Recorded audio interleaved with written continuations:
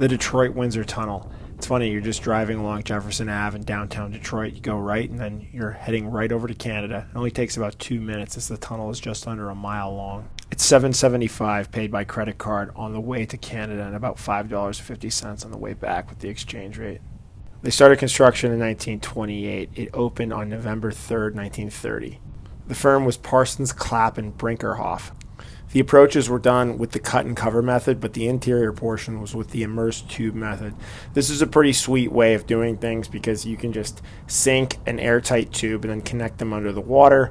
Also, it's just like a gravel bed, so it's very quick, and then you can adjust how much water goes in the ballast to float or sink the tubes itself. This tunnel is only 75 feet at its deepest point, and you can do this up to 150 feet with the immersed tube method, so it's more than safe. It's not the only tunnel in the area, though. Up in Sarnia and Port Huron, there's that tunnel through the St. Clair River.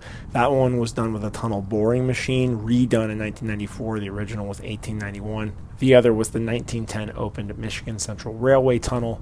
That helped increase traffic on the Toronto to Chicago corridor.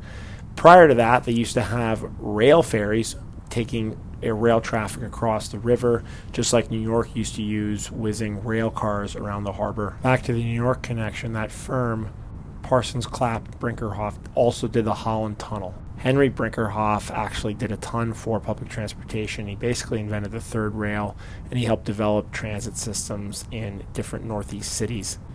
It opened in 1930, like I said, but since 1880, they had proposed a crossing point at this location.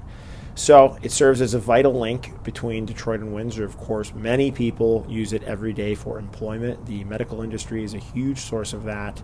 And I recommend trying to use it just for the sheer uniqueness of it. You can just simply drive under the river and you're in a completely different country, which is crazy.